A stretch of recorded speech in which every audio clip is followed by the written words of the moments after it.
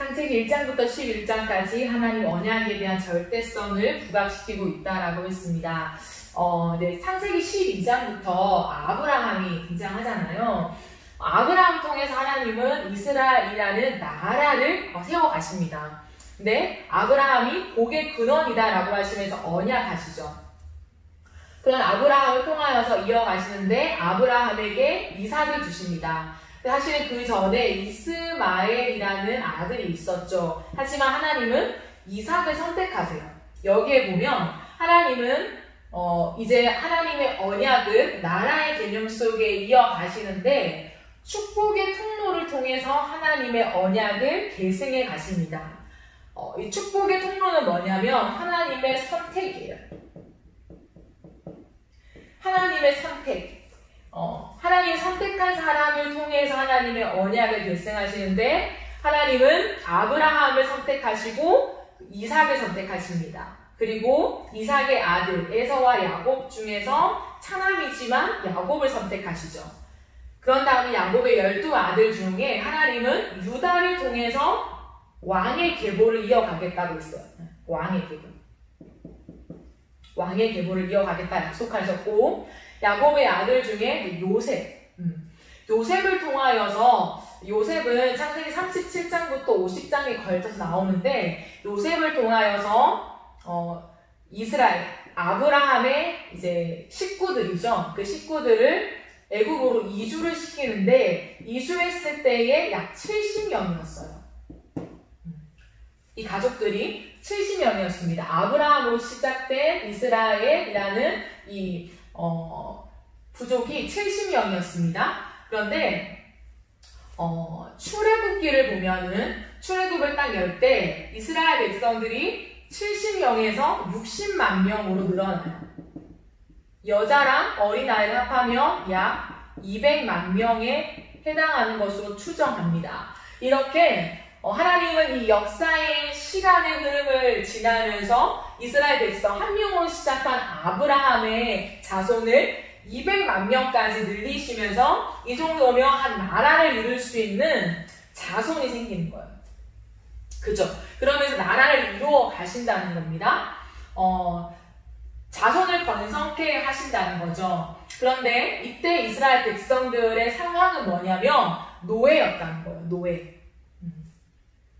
하지만 하나님은 이제 출애굽기의 내용을 통하여서 노예에서 진짜 이 언약을 이어가는 한 나라의 상속자로서 아들과 장자의 개념을 주십니다. 하나님의 아들이라는 거죠. 그래서 출애굽기에 등장하는 굉장히 중요한 단어가 뭐냐면 제사장 나라. 너희는 제사장 나라가 되고 나의 소유가 된다라는 뜻이죠.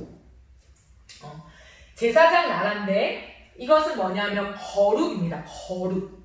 내가 거룩하니 너희도 거룩하라. 그렇기 때문에 이 나라는 지상에 있는 나라이긴 하지만 하나님의 질서를 따르는 나라를 하나님이 만들어 가신다는 거예요. 그래서 하나님의 닮은 이 거룩함을 유지해야 한다는 거죠. 하나님은 이 거룩을 주시기 위해서 피의 개념을 말씀하십니다. 그래서 피는 뭐냐면 생명. 즉 이스라엘 백성들과 하나님은 생명의 관계 속에 있고 그래서 제사를 통해서 피 흘림을 통해서 이 거룩을 유지해가는 그런 부분들을 하나님 말씀하시는 거죠. 이 거룩은 성전과 율법의 개념을 설명하십니다. 성전에서 하나님을 예배하는 것으로 거룩함을 가지고 율법을 지키는 것으로 거룩함을 가지는 이 부분들을 하나님이 설명하신다는 거죠. 그래서 출애굽기를 걸쳐서 하나님은 이스라엘 백성들에게 이 작업을 하십니다. 그런 다음에 등장하는 성경은 창세기, 출애굽기, 레위기죠. 우리가 굉장히 어려워하는 레위기. 레위기는 이 거룩을 날마다 유지하는 규례를 주시는 거죠. 그렇기 때문에 하나님과 이 생명의 관계에 있는 이스라엘 백성들이 거룩을 유지하기 위해서 어떻게 피의 제사를 드리는지, 그러면서 성전에서 어떻게, 율법을 어떻게 지키는지, 그럼 율법은 무엇인지, 이 모든 율례를, 규례를 기록한 책이 바로 레위기입니다. 그런 다음에 이제 민수기가 등장하죠. 민수기 하면 빼놓을 수 없는 가장 중요한 사건이 있습니다. 가데스 바네아에서 정탐꾼을 보낸 사건 아십니까? 그 사건이 굉장히 중요합니다. 이스라엘 백성들이 그러니까 애굽에서 나와서 이제 광야로 접어들잖아요. 이건 광야입니다. 그런데 하나님이 약속하신 이제 땅을 향해 나아가는 거죠. 땅을 향해 나아가는 과정에서 하나님 주신 땅이 뭐냐면 가나안입니다. 가나안은 며칠만 있으면 갈 수 있지만 결국에 민수기에서 이스라엘 백성들이 불순종합니다. 하나님의 언약을 믿지 못하는 거죠. 하나님의 언약을 믿지 못하고 눈에 보이는 것으로 그만 넘어져요. 그래서 하나님은요, 이 38년 동안 이스라엘 백성들이 가나안 땅에 들어가지 못하고 이 광야에서 방황하며 살면서 결국에는 출애굽한 1세대들이 다 죽게 됩니다. 그래서 하나님은 이 광야 교육을 하시죠. 어떤 교육이요? 하나님의 언약을 믿으라는 거예요. 우리의 힘으로 가나안 땅에 들어가는 것이 아니라 하나님이 이미 언약했기 때문에 이 언약을 믿기만 하면은 이 언약을 성취된다라는 이 부분을 말씀하는 거예요. 그렇기 때문에 다시금 이 광야에서의 혹독한 교육을 통하여서 하나님은 언약하셨고 언약을 믿기만 하면 하나님이 성취하신다라는 것을 교육합니다. 그런 다음에 이제 신명기죠. 신명기는 뭐냐면 다시 율법을 명한다는 거죠. 다시 율법을 준다. 즉 모세가 역사의 해석과 이 앞으로 걸쳤던 역사의 해석을 합니다. 그래서 민수기의 내용이 굉장히 중복돼요. 이것은 과거를 회상합니다. 그래서 역사를 해석하고 다시금 율법을 해석해줘요. 모세의 율법, 하나님께 받은 그 율법을 해석해주면서 하나님 앞에서 기억해야 되는 게 뭐냐면 하나님의 언약을 상기하는 거. 그래서 하나님이 유일한 신이다 라는 것을 그들에게 말해주면서 이 하나님만 우리가 온전히 섬기자라는 것을 다시 한번 모세는 말해줍니다. 그런 다음에 여호수아죠. 여호수아의 가장 큰 특징은 뭐냐면 모세가 죽었다는 거죠. 하나님의 언약을 받고 그 언약을 율법으로서 계속해서 백성들과 함께 나누었던 모세가 죽었습니다. 그런데 놀라운 건 뭐냐면 여호수아의 단어보다 모세의 이름이 더 많이 등장한다는 거죠. 그것은 무엇을 말해주냐면 모세 언약의 연속성. 모세는 죽었지만 모세 언약은 살아있다.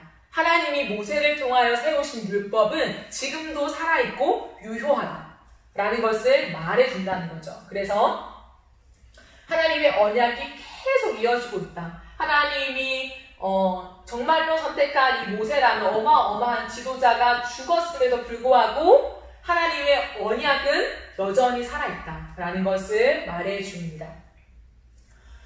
그 다음에 나오는 게 사사기죠. 이렇게 민수기부터, 왜냐하면 민수기에 가나안 동편 땅을 정복하는 얘기가 나오거든요. 그래서 민수기부터 여호수아까지 이르는 이 과정 속에 땅을 정복하게 되죠. 가나안을 차지하게 됩니다. 그런데 이 사사기에서는 우상이 굉장히 키워드예요.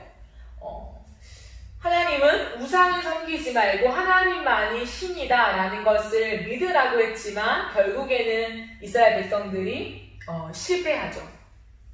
근데 지금 계속 이어오는 중심의 흐름이 뭡니까? 하나님의 언약이 계승된다는 거예요.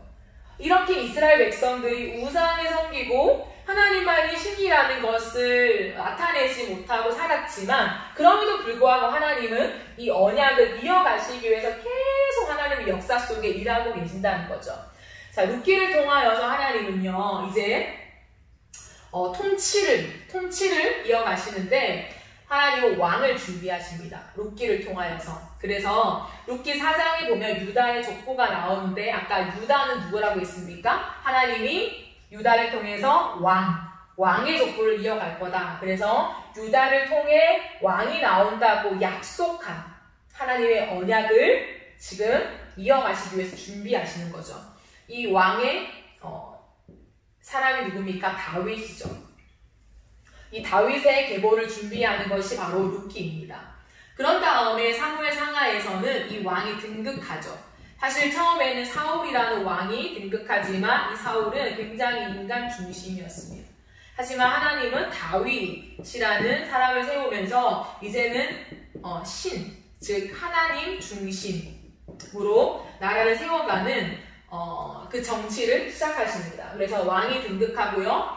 역대기를 통하여서는 이 왕이 보존되는, 즉 하나님이 약속하신 유다로부터 흘러나오는 이 왕의 계보를 하나님이 유지하시는, 보존하시는 그러한 역사가 기록됩니다. 그래서 역대기는 다윗 왕조만 기록되어 있어요. 그래서 다윗 왕조의 정통성, 이 다윗 왕조는 사실은 아담으로부터 시작된 왕조이다라는 것을 말해주면서 하나님의 언약이 다윗으로부터 지금 아담으로부터 다윗까지 이어지는 왕의 계보다라는 것을 말해줍니다.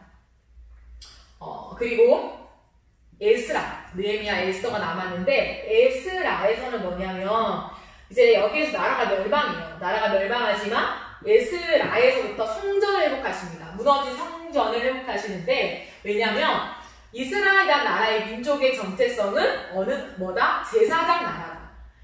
제사장 나라이기 때문에 하나님은 이 성전을 회복하십니다. 다시. 왜냐하면 이 성전은 곧 나라의 정체성이기 때문이죠. 그래서 하나님은 에스라를 통하여서 이 성전을 다시금 회복하고 하나님의 말씀을 다시금 가르쳐 주시는 그 일들을 하면서 하나님의 나라는 절대 망하지 않는다. 왜? 하나님이 언약으로 시작했기 때문에. 너무너무 중요한 거예요. 이 나라의 끝없는 이 긴 역사의 흐름 속에서 하나님이 처음 역사를 시작하실 때 맺은 이 언약이 변하지 않고 지속되는데, 나라가 멸망한 것 같았는데, 분명 나라가 멸망한 것 같았지만 하나님 그 나라를 다시금 세우시면서 성전을 회복하시고 하나님의 언약인 이 나라를 성전의 회복을 통하여서 일으키시는 놀라운 역사를, 그래서 계승이죠. 이게 느헤미야, 에스더를 통하여서 관통하는 하나의 흐름입니다. 하나님은 이 왕의 계보를 계속해서 이어가십니다. 왜요? 이 왕의 계보를 이어갈 때 결국에는 왜요? 언약의 성취를 누굽니까? 이 왕, 예수 그리스도. 예수 그리스도께로 이어져야 되기 때문에, 진정한 왕은 예수 그리스도이시기 때문에, 그래서 하나님의 이 역사를 시작하면서 약속하신 언약의 성취가 예수 그리스도까지 이어져서 예수 그리스도를 통하여 성취되기 때문에 하나님은 요거는 모든 역사 속에서도 하나님의 언약은 계승된다. 하나님의 언약의 연속성을 보여준다는 거죠. 그렇기 때문에 하나님 나라의 언약의 절대성, 이것은 상대적인 게 아니라는 거예요. 우리의 어떠한 역사의 어떠함이 아니라 어떠한 경우에도 변하지 않고 하나님은 언약을 이루신다라고 하는 언약의 절대성, 너무너무 중요합니다. 언약의 절대성. 그게 이 이스라엘 나라의 역사를 말해주는 역사서, 창세기부터 에스더까지 이 너무나도 굴곡 있는 이 역사를 통하여서 하나님은 언약의 신실함, 언약의 연속성, 언약의 절대성을 보여주고 있다라는 것입니다. 이것이 역사서를 관통하는 너무너무 중요한 맥락, 핵심이라는 것을 여러분 꼭 기억했으면 좋겠습니다. 강의가 끝났습니다. 여러분 어떠신가요? 오늘 굉장히 전체 맥락을 다루다 보니까 좀 내용이 많을 수도 있지만, 이제 다음 주부터는 이 전체 맥락을 다시금 좀 나누어서 세부적으로 살펴보려고 합니다. 자, 이제 마지막 퀴즈가 나갑니다. 하나님의 언약이 변함이 없다. 하나님의 언약이 변함이 없이 역사 속에서 계속해서 계승된다라는 것을 제가 뭐라고 말씀드렸습니까? 언약의 땡땡땡. 네, 답을 아시는 분은 카톡으로 또 MBA 채널 톡방에 답을 올려주시면 제가 선물을 드리도록 하겠습니다. 자, 그러면 다음 강의 시간에 또 만나도록 하겠습니다. 안녕!